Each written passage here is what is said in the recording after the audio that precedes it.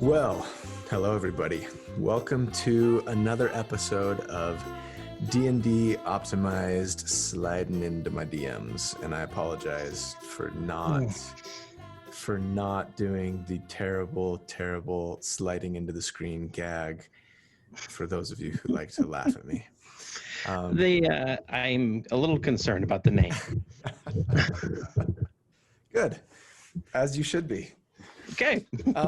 So I've got with me today the Grand Poo-Bah of DMs, Cory. So Cory, Cory is the one I think of as sort of our main DM for our group, even though he hasn't been running a campaign for us for a few months, thanks to the pandemic and our own stubbornness to not play online. Hence why I'm trapped in this tiny little dungeon rather than any sort of open area or actually with you. That's right. Cory is smarter than the rest of us when it comes to, being smart and safe about, worldwide pandemics. I've read about all the diseases in the DMG and I don't want to get them. Well, so this is a story that I want to tell. So I haven't talked about sort of my history with Dungeons and Dragons really ever on the show, but I played D&D way back when it was Advanced Dungeons and Dragons in my junior high days, and into high school a little bit, dabbled a little bit in second edition. But we were kind of, the original hipsters and didn't want to mess with any newfangled second edition. So we didn't really get into that much. But then I took a break from the game for 20 years and always wanted to get back, but never knew anybody, frankly, who was playing. And so I'm at work one day, this was 3 years ago, and Cory and Mr. Rogers and Preston, who some of you have met or seen anyway, we're down at one end of the table during like a company lunch thing. And I heard somebody say, and I don't remember who it was. Somebody said like, oh, and then I rolled a 20 or something like that. And I kind of went, and I kind of did one of these, sounds like you guys The are first slided. Yeah, exactly. Sounds like you guys are talking about Dungeons and Dragons, and you guys were like, yeah, we just started playing, last week or something. And I'm like, what's a guy got to do to get in on this action? And so that was 3 years ago. And so you're the one that introduced me to 5e, and I have you to thank for that. So thank you. Yeah, well, you're welcome. Actually, to be honest, going into my history a little bit, I started DMing in 2008 when I was 18 years old. And I started DMing with 4th edition. I had played a little 3.5 and I had a few of the source books, but then 4th edition came out and I really latched onto it as my opportunity to get a friend group together. And that friend group played about every Saturday. And then Mr. Rogers came up one day after when 5th edition it was new to me because I had never played it before. And he said, I want to play 5th edition and right. So I want to, and everything. So I was like, okay, I'll set up a game. And yeah, and I can't believe that was 3 years ago. Yeah, that's too long. Yeah, that's crazy. Yeah, so I've been a DM for probably about 12 years now, and nice. Most of the time, like it took me at least 5 years to actually play in a game and not be a DM. So if your viewers want cred, I've got cred. My skill in DMing is maxed out. You're a level 20. So in many ways, I sort of think of you, and I don't know if you feel the same. So maybe this is just a confession, but I think of you sometimes almost like a yin to my yang when it comes to not every aspect or necessarily the way we always approach a game or a character, but you like I'm the, as you know, sort of quintessential optimizer, right? Number cruncher, want my character to be as powerful as possible, and you are sort of you're miles from Into the Spider-Verse, right? Your character is not optimized. I know it's a choice, right? Yeah. Cory's the guy who plays a crossbow using fighter who is a dwarf. He's not an elf, right? And his charisma score is higher than his dexterity score, and he has 4 levels in Bard Yeah. because he wants to be an inspiring and also funny leader, right, of our little battalion, our little mercenary band. And I'm, of course, the guy who's like, oh, if I, did this and did that and took this magic item and, multi-classed in this way, then I would do the most damage possible. Um, and and you are, I think, for that reason, make such a great DM, and also are so great to play with as a companion at the table, because you create fantastic story opportunities, fantastic role play opportunities, and you also often, more often than not, will use your battle master maneuvers to give me an extra attack. and so I love it. You're all about making sure that everybody has their best time and is living their best D&D life. Yeah, so from around the time when I started, being a DM and playing as a DM rather than a player from the get-go, combined with the fact that I've always seen myself as a supporting character in various capacities, whether it be real life or other sort of endeavors, I'm always of that mindset of I can make a fun character and then give everybody else who needs to do what they need to do support and what they need. Right. So I'm definitely, if there's one word that would describe me in D&D, would be utility, right? I am the utility character. I'm that's usually what I play. I play the weirdest characters that I can think of that have the most utility, but in the end they actually kind of work a little bit. Sure. Maybe, who knows? Yeah. Right? No, absolutely. And actually, maybe I'll edit this out later, but just kind of thinking out loud, I mean, when I initially came up with the concept for this show, right, it was not D&D optimized. It was, we were going to call it Dungeons and Dragons Deep Dive, D4. Yeah. I think the D4 was your idea, which was very clever. And it was going to be like, I was going to take a build, and then we were going to not debate it necessarily, but like talk about it, right? And like I was going to talk about how to like sort of optimize the character from a numbers perspective, and then you were going to talk about how to sort of role play the character and how to make it fun and unique, and background choices and spell choices and things like that to kind of make it your own and make it fun and unique. And then Mr. Rogers, who's been on the show a couple of times now, was going to sort of moderate for us. And it didn't work, I think, due to sort of time constraints and commitments, and also I think too, I sort of realized how freaking long-winded I am, and that I was going to need 45 minutes or more just to get into all the minutia of the different numbers of the build that I had in mind. But maybe we'll come back to that sometime. We'll do that Well, I mean, that's kind of what this is, right? This is a response to everything, and this is a chance for me to air my grievances for your various episodes. As far as things go, if anybody's ever wondering who he's talking about when he says that some people don't necessarily like optimized characters, he's usually talking about me. Thank you very much. I was the staunchest opponent to optimizing up until actually I started watching your show. Okay, so this is a perfect segue. So thank you for teeing it up for me. So the first question that I wanted to sort of talk with you about, and I asked this of Mr. Rogers too in my very first Slidin Into My DMs.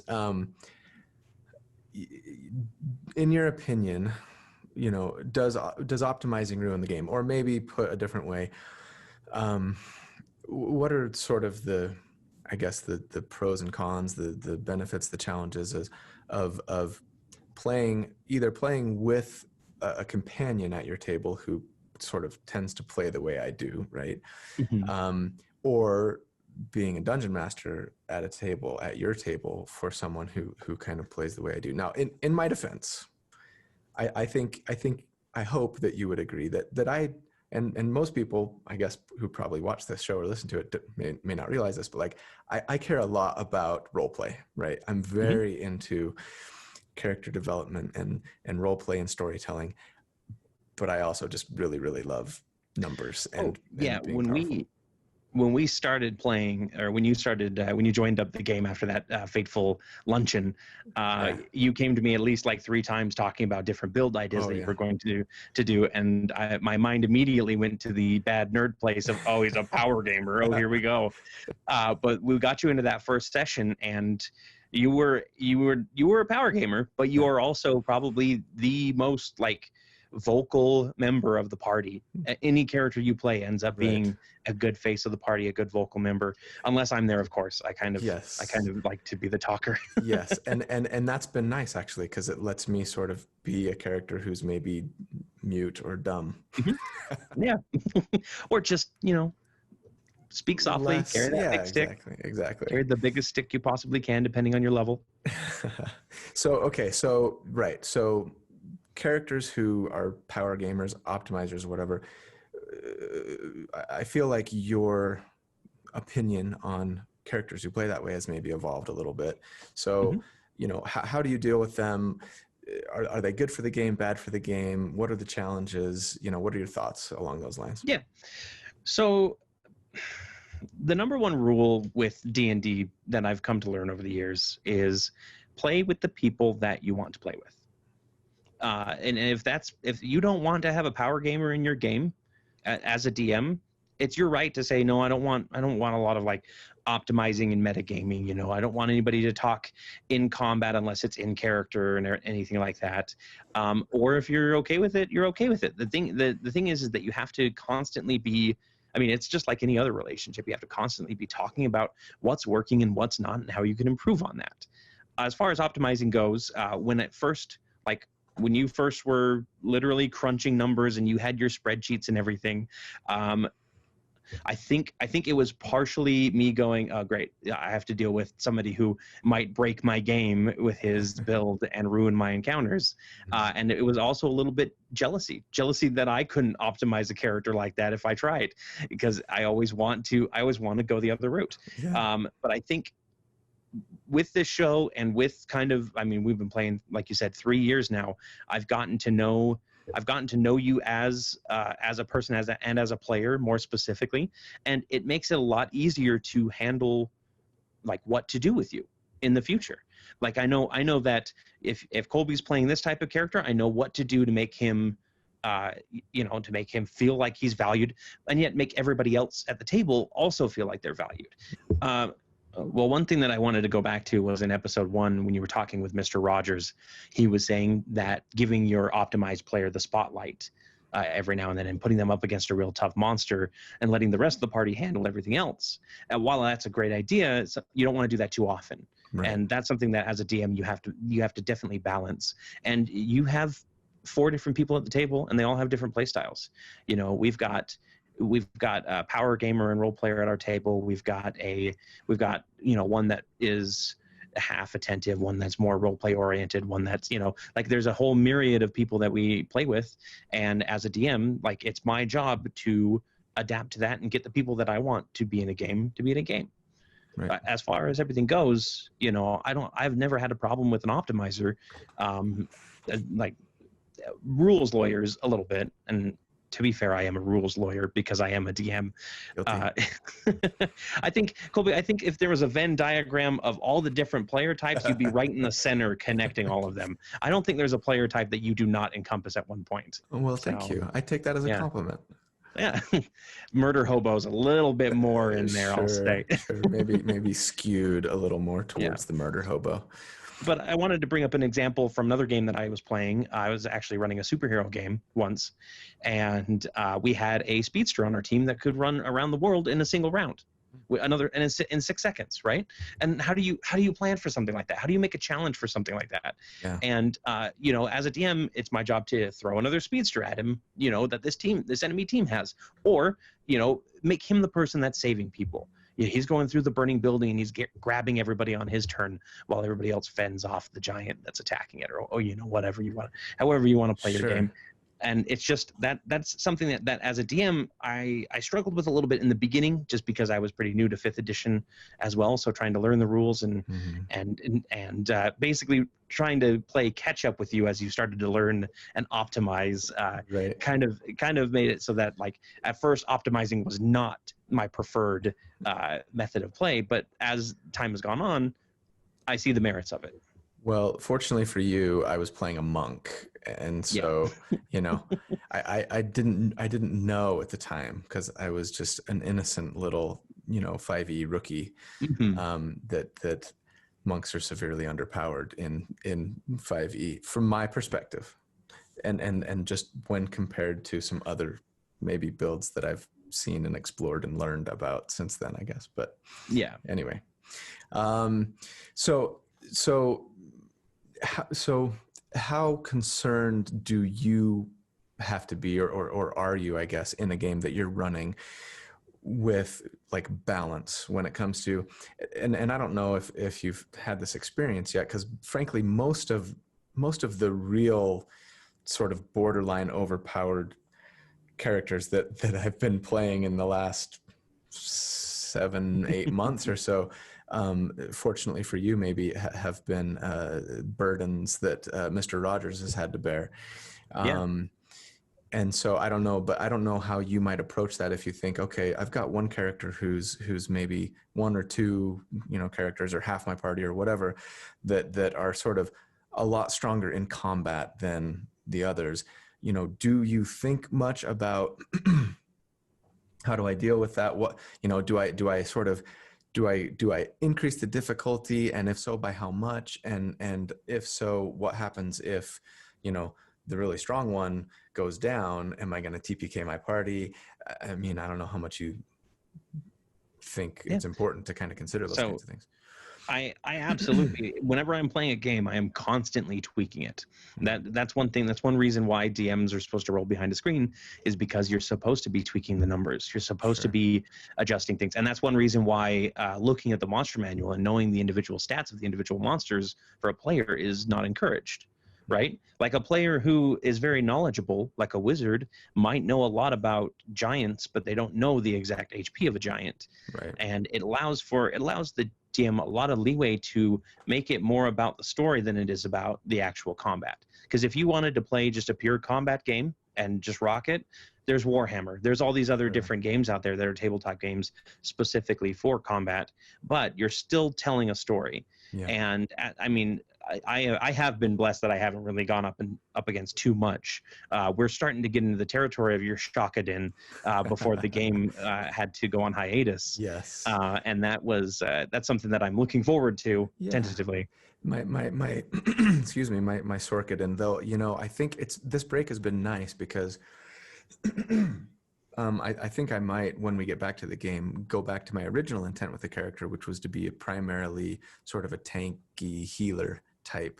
I've had a chance to really scratch my itch when it comes to seeing how far I could push doing damage with some characters we've been playing over the last few months, and so now I've sort of got this itch to get back to, okay, I want to see like how good of a tank I can be, and a utility and support type character, while still smiting things.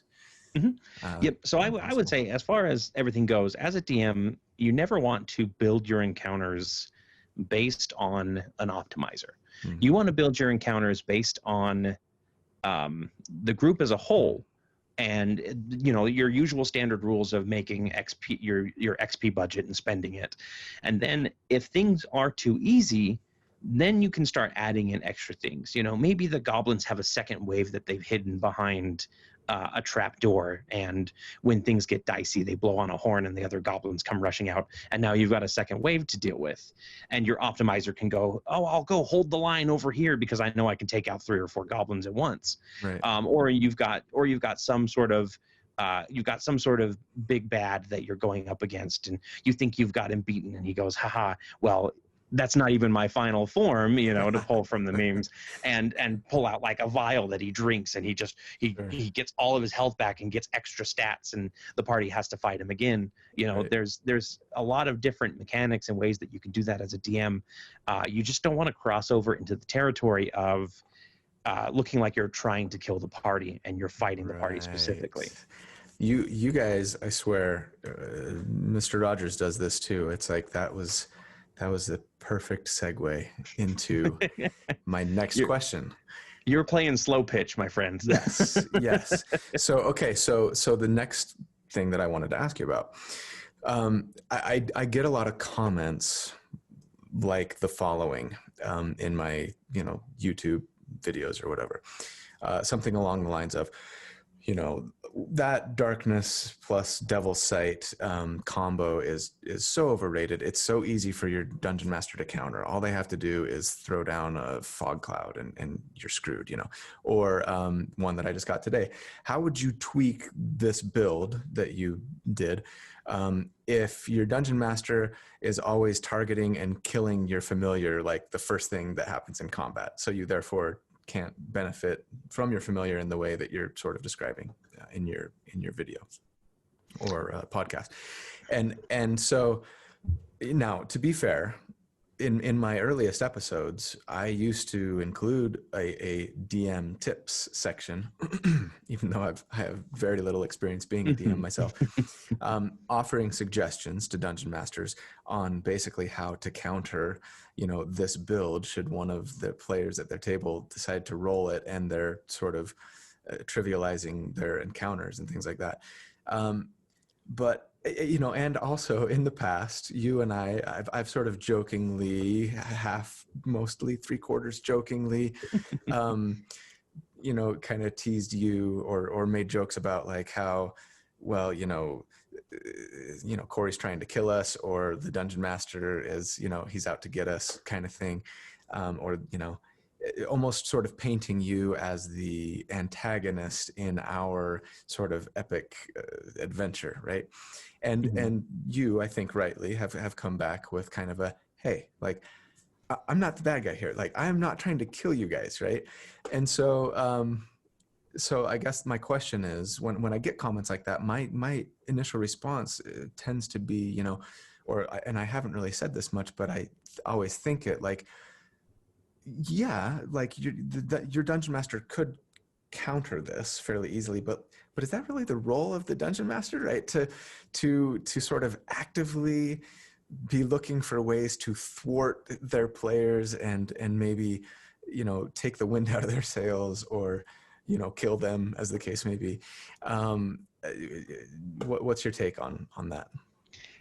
It is absolutely not the job of the DM to play a strategy game against his players. that is the job of a strategy gamer against another strategy gamer in a one-on-one. So idea D&D optimized player optimization versus dungeon master optimization. Dungeon master should not be optimizing. No, dungeon master should not be optimizing. Otherwise, you're going up against nothing but aboliths and bayhirs. Like you've got one monster that you go to every time, and you got a bear totem barbarian. Well, guess what? You're fighting nothing but mind flayers for the rest of the campaign. I'll have you know, I've never put up against a bear totem, a psychic monster. So keep that in mind whenever you think about that. Yeah. So there's a lot of discussion about that, and I think the main advice that I have for your players who are experiencing this with the DM, especially the familiar one, we'll kind of hone in on here. Talk to your DM. Tell him that you have this build and you feel like all he's doing is targeting you and making it so it doesn't work, because there are very few monsters out there, usually the most intelligent wizards and such, that would know that this bird that's hovering around, that's gotta be the wizard's familiar, and I should kill that above everything else. And it only has one hit point. Yeah, and you're literally looking between a hulking barbarian running you down and a spider on the ground, or a cat, and thinking the cat is the target. Like, that is not something that a normal monster thinks. That's something that a spellcaster might think. We had an encounter in our main campaign, the first one that we did together, where you guys came up against some bounty hunters. and they ambushed you on the road, and our wizard tried to cast Fireball to take out the bulk of the bandits, and one of the wizards had counterspell prepared and immediately countered it. And that was an instance of, I am doing this because I know that these characters will have prepared, or these NPCs will have prepared for their individual bounties. You know, you're not just going to go in blind if you're So there's if you're a story targeting reason for kind of that specific. I like that. And that's your job as a DM. Your job as a DM is a storyteller. You're not only all the bad guys, you're also all the good guys too. All the other good guys. Right. You're also all of the people, like you got to think about that. Every citizen that suffers is yourself that's suffering. Yeah. You're literally everyone, and you're only making things harder for you if you make things harder for your players. Right. I like that. And yeah, I think too often we as players, and maybe even sometimes as DMs, sort of forget that you're not only Strahd, right? You are also the people of Barovia, right? Yep. Who have suffered at his hands, and role playing both of those is equally important.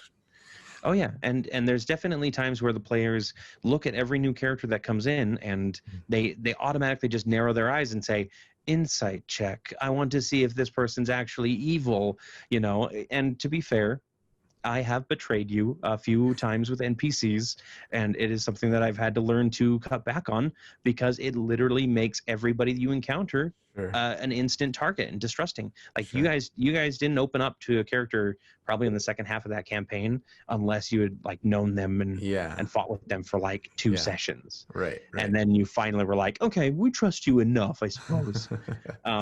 So yeah, there's metagaming that can happen both for players and for dungeon masters, I think, and it's probably something to be avoided on both counts. Yep. Just remember that you're telling a collaborative story. The fact that one of you is the reactionary force and one of you is the action force, right?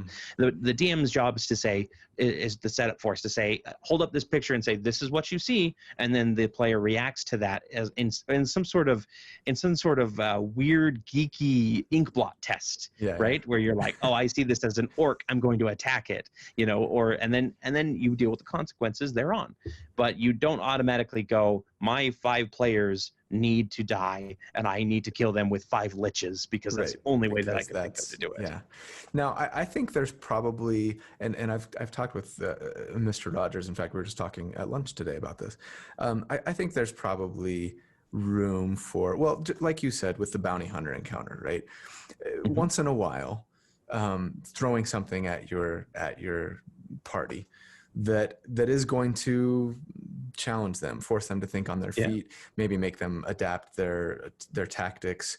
Hey, guess what? You know, Blade Dancer, I've got a couple of people with either counterspell or dispel magic, and they're gonna get rid of your shadow blade. Now what are you gonna do, right? And it sort of keeps you on your toes, keeps it interesting, but that's maybe kind of an arrow to pull out of your quiver once in a while, and not you know, the same arrow that you shoot every time, which is, guess what, every arrow is not just a boxing glove arrow, you know, like you have to have a variety of them. Right, exactly. And so guess what, like you're a Hexblade Warlock, well, every single one of my enemies has blind sight, so now your Darkness Devil Sight combo doesn't work. You know, maybe an occasional encounter that might make you go, oh crap, like now I'm not going to do as much damage, and I'm going to get hit more often. I got to sort of change my tactics for this fight, and that might be cool and interesting and different and unique. But yeah, I think characters, I know I anyway do this, players build their characters with kind of this cool theme in mind, to think, you know, this seems really like fun and powerful, and it would be really cool if I, you know, they might discover, I often do this, I'll discover like, oh my gosh, if I couple this with this, then like like the implications are amazing, and like, oh, it can make you like really, really powerful. If your DM then goes, I see, well, in that case, I'm going to like squash the the life out of this amazing fun concept that you have, and make it so that it never works because I think it's too strong. That's no fun for anybody. Yeah, and it definitely, the big advice at that point is, talk to your DM and let them know that you're not having fun. Just say, you know, you don't come at them and attack them, obviously. You never want to attack somebody. You want to come up to them and say, I feel like I'm not having as much fun in this game as I could have. What are some great options that we can explore? You know, and here's a couple grievances that I've noticed or a couple things that I've noticed that you're doing that kind of facilitates this. You know, getting rid of my familiar every time, like, and you can explain it. You can try and come up with solutions on the spot too. Obviously, like, this is a lot of going into like, this is how you solve problems in the corporate world as well as in the D&D world, but there are a lot of parallels. It is a business, and it is basically an agreement between 5 or 6 people to collaborate together and tell a story, and you have to address these concerns. And then option 2, maybe you have to find another party. And I know that sucks, and it sucks to find another group, but having a DM that's specifically targeting you and turning you into nothing more than a joke is not fun. There's actually an anecdote that I wanted to talk about with this.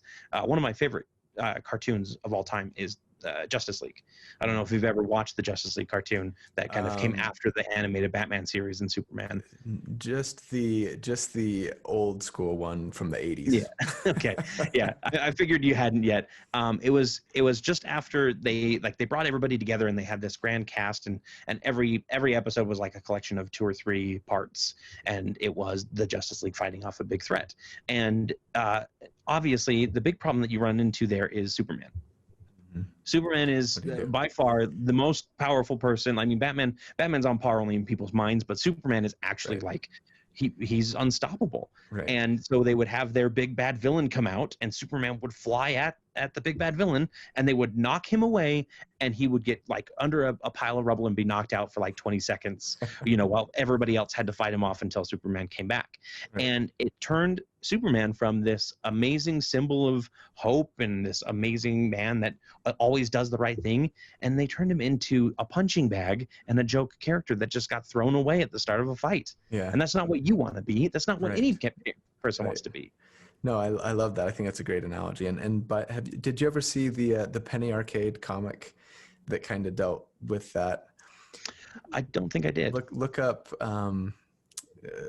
It's like crypto fascism, Penny Arcade. Google that. Okay. It's hilarious, and it gets at exactly kind of what you're talking about. Mm-hmm. Anyway, that's my Penny Arcade, non-sponsored. Wouldn't that be good? Non-sponsored plug. Plug for Penny Arcade today. Yeah. Okay. Awesome. Well, Cory, thanks so much for giving me some of your time and letting me kind of interview you and no problem. You never ever say no to a request from Critlander. That is going to cause you so much pain, and not just to you, but to your family as well. Help me, please. It's great though. I'm happy to be here.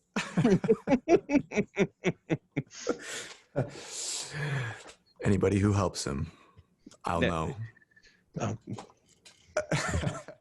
All right. Thanks, everybody. Appreciate having you. Thanks for listening. And we will see you guys on the next episode. So love you all very much. Have a great day, and we'll talk soon.